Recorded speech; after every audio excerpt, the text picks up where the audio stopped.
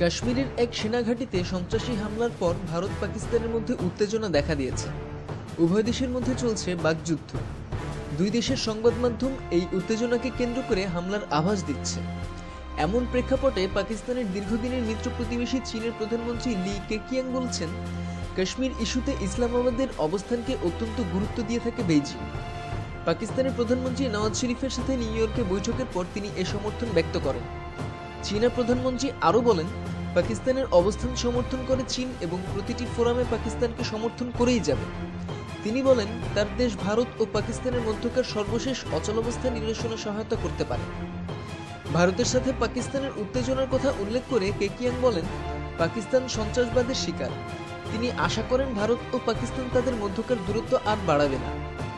অধিকৃত কাশ্মীর উপত্যকায় ভারতের নৃশংসতার বিরুদ্ধে চীনার অবস্থানকে সমর্থন করেন পাকিস্তানের প্রধানমন্ত্রী নওয়াজ শরীফ।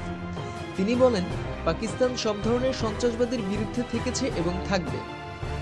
চীন পাকিস্তানকে আয়রন ব্রাদার্স হিসেবে অভিহিত করে নওয়াজ শরীফ বলেন, এই দুই দেশের মধ্যকার সম্পর্ক এখন নতুন দিকে মোড় নিয়েছে। পরমাণু সরবরাহ গ্রুপে পাকিস্তানের অবস্থান উপলব্ধি করার জন্য তিনি চীনের প্রধানমন্ত্রীকে ধন্যবাদ জ্ঞাপন করেন।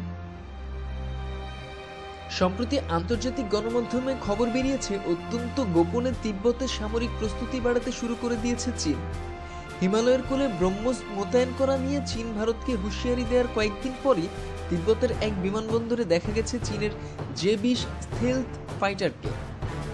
চীনের সবচেয়ে গোপন সামরিক প্রকল্পগুলির মধ্যে অন্যতম হলো এই জে-20। তিব্বতের দাওচিং ইয়াদিং বিমানবন্দরে ওই যুদ্ধবিমান নিয়ে এসেছে চীন। স্টেলথ ফাইটারটিকে ঢেকে রাখা হয়েছে, কিন্তু প্রতিরক্ষা সংক্রান্ত দুটি ওয়েবসাইটে সেই ছবি প্রকাশ করে দিয়েছে। ভারতীয় মিডিয়ার খবরে বলা হয়েছে, জে-20 স্টেলথ ফাইটার সম্পর্কে কোনো তথ্য বেজিং প্রকাশ করে না।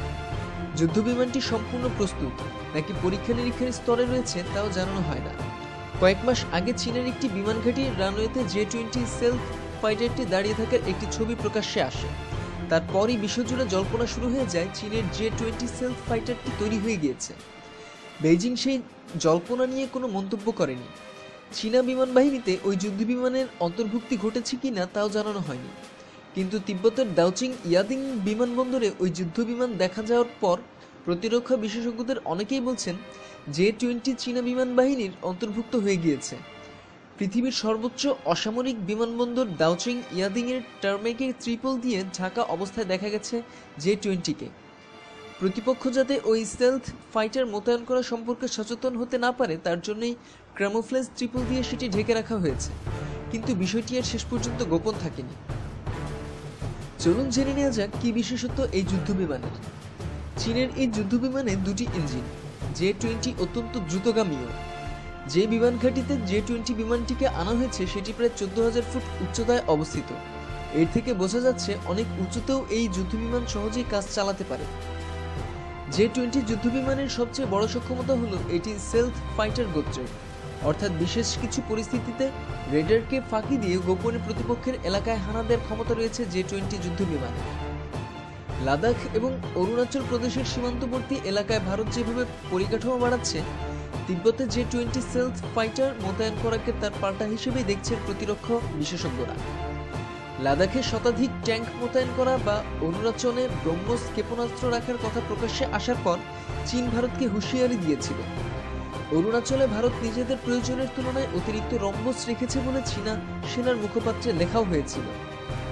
ভারতীয় বাহিনী অবশ্য জানিয়েছিল, নিজেদের এলাকায় সামরিক পরিকাঠামো ভারত কিভাবে গড়ে তুলবে তাতে অন্য কোনো দেশের নাক গলানোর প্রয়োজন নেই।